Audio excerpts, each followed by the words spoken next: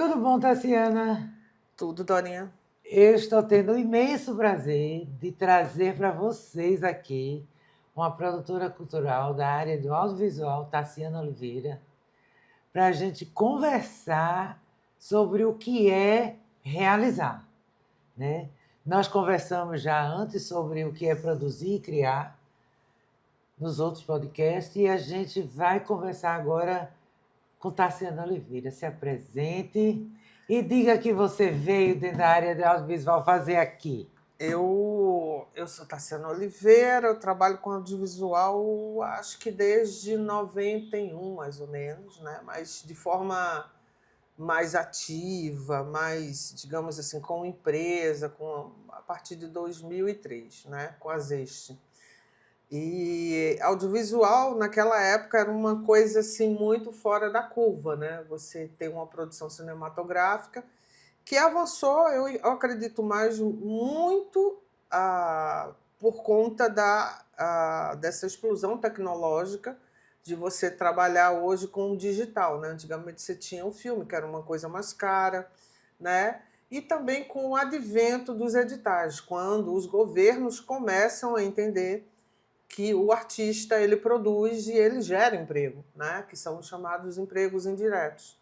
E eu lembro que o primeiro edital de audiovisual tinha muita gente que hoje tá no mercado audiovisual, não só de Pernambuco, mas nacional e hoje até internacional, que é o Kleber Mendonça, que Perfeito. participou do primeiro edital audiovisual de Pernambuco. Na época ainda era do governo Eduardo Campos, acho que era o primeiro governo do Eduardo Campos, se eu não estou enganada. E, assim, audiovisual é uma área em que você não tem apenas cinema, né? Antigamente você via muito mais o cinema, a questão de produção de curtas, de a produção de longas, né? Hoje você tem uma malha, assim, extensa, né? Você tem podcast, você tem programas para TV, o seriado, né, séries, né, com o advento do streaming também, que abriu um novo mercado. E isso possibilita uma amplitude de editais que hoje oferece condições para você alimentar vou dizer, esse mercado, né? Audiovisual ainda continua sendo uma coisa cara, né? Mas hoje você tem possibilidade de diminuir custos, você tem que ter um pensamento de que você precisa de uma equipe muito bem articulada, fechada.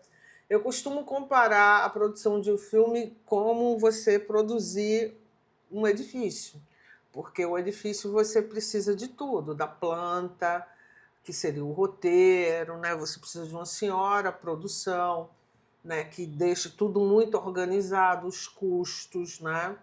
Você precisa de uma senhora equipe que atenda todas essas demandas, direção de arte, visagismo, Fotografia. direção de fotografia, montagem, finalização, trilha sonora, elenco, né? E aí você tem que ter um senhor produtor executivo que saiba fazer, segurar essa equipe com uma mão e trazer um produto que Tem que juntar tudo.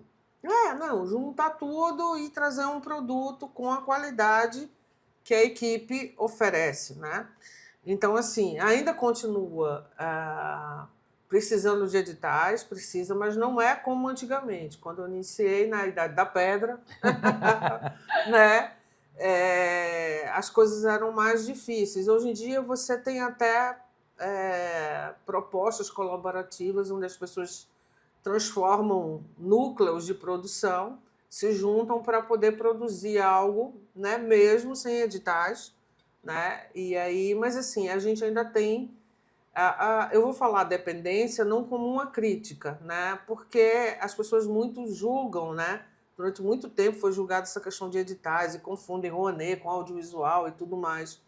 Mas a maioria dos países dependem de editais, né? Assim, Argentina, Espanha, Eu lembro quando Quincy Jones ainda era vivo, ele queria entender como funcionava o mercado de editais no Brasil para tentar levar isso, né? Porque ele era membro de uma associação de músicos nos Estados Unidos. Então, assim, as pessoas precisam entender que o Estado oferece, o artista ele devolve em triplo, né? Né? É uma cadeia de produção que alimenta milhões, né? E, enfim, essa coisa do audiovisual, ela se traduz realmente, né, na questão de não só de você ter locais de exibição. Antigamente você só exibia no cinema ou na televisão. Hoje você tem um mercado que você exibe em streams, né? E hoje você também tem um mercado que você exibe no celular, que até a Globo agora entrou no mercado das novelas, dramas verticais, né? É verdade. Né? Então, assim, hoje você vê uma crescente de possibilidades, né? Você pode utilizar um celular para fazer um filme, né? Mas sempre tendo, assim, que é uma preocupação. Você tem que ter uma formação, né? Não é só você filmar, você precisa de um enquadramento, você precisa ter um diretor de fotografia, você precisa ter um roteirista, você precisa... Uma boa iluminação, um bom som, né? Quer dizer, existem detalhes que quem trabalha, que quem vem de uma formação, sim, entende. Talvez não seja a pessoa que vai executar, sim, mas eu acho que um bom produtor na área de audiovisual, ele tem que conhecer todos esses campos para ir buscar um profissional qualificado para que o seu produto ele saia com uma boa qualidade, seja ele streaming, seja ele pelo celular, seja ele na tela de cinema. Isso. Eu acho que o profissional dessa área é um profissional que precisa vir com uma história. Sim. Né?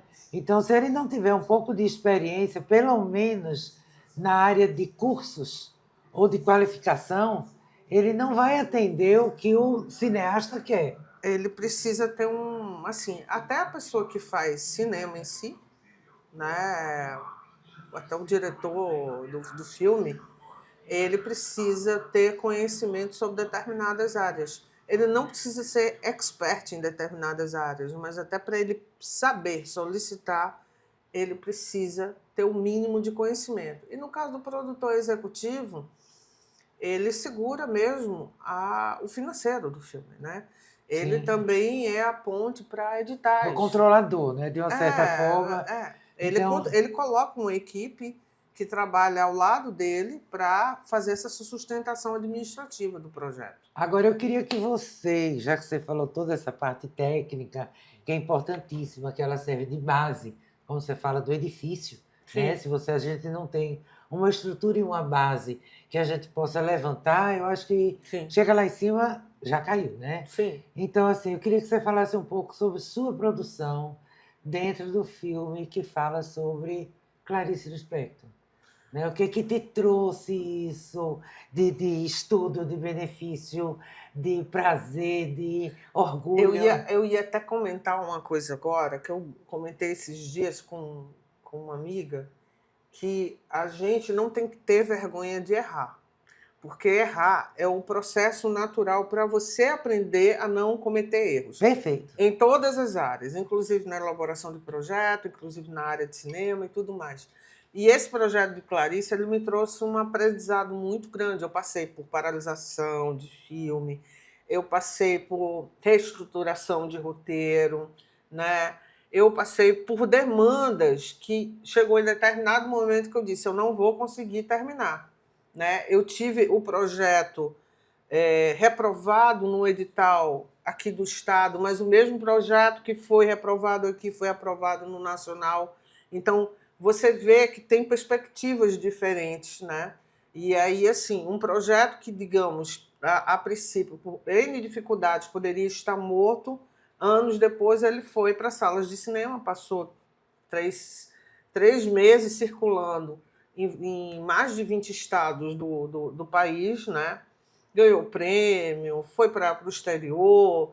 Então, assim, às vezes é muito difícil, muito difícil fazer cinema, o fazer artístico no país é muito complicado, mas assim, há percalços que te ensinam e te fortalecem, né? Isso aqui não é um coach, não estou colocando isso como... Não. Mas Você está falando da sua experiência. da minha experiência. Né? E hoje, assim, por exemplo, quando eu comecei o filme da Clarice, eu não tinha uma experiência que hoje eu tenho.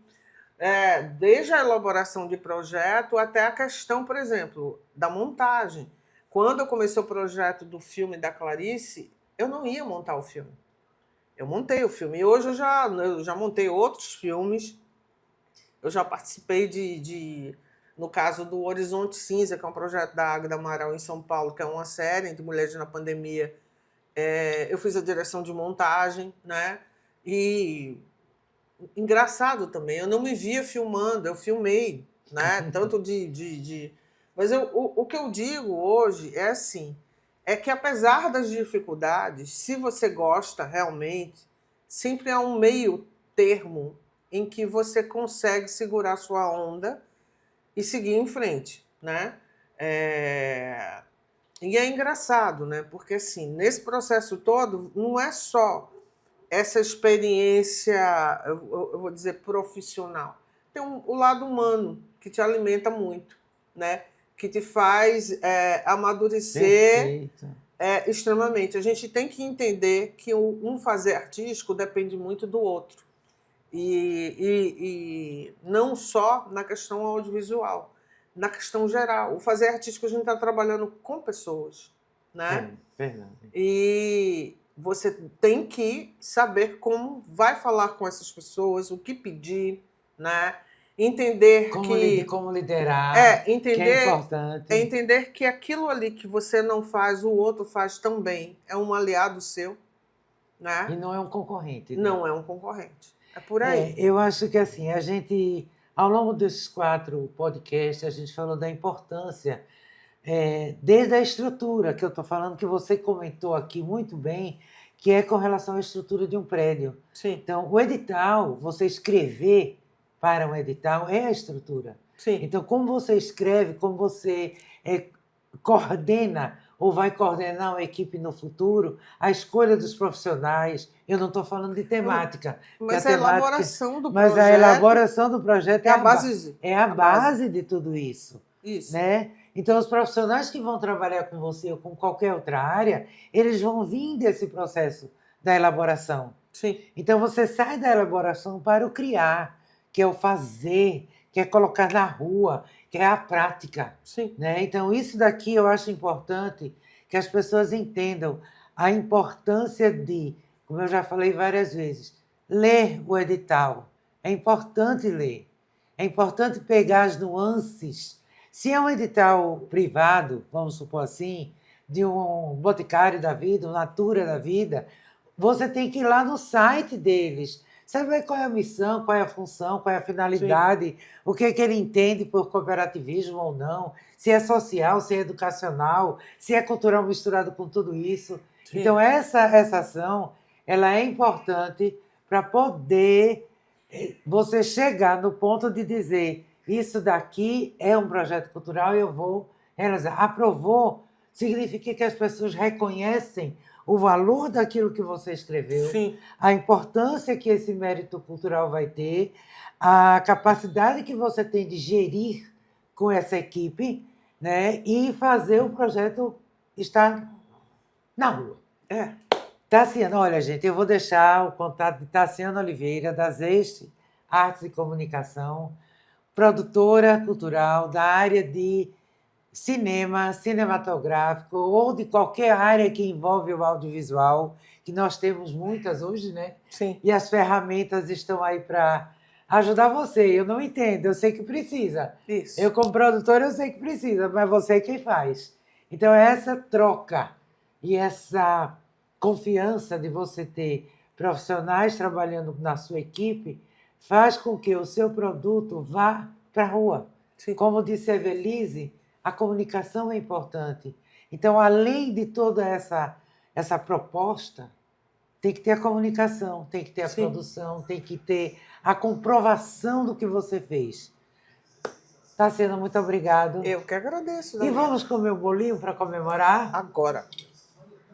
Gente, muito prazer, Dora Dimas, tem projeto da PENAB, Jaboatão dos Guararapes. Muito obrigada e até uma próxima, se Deus quiser.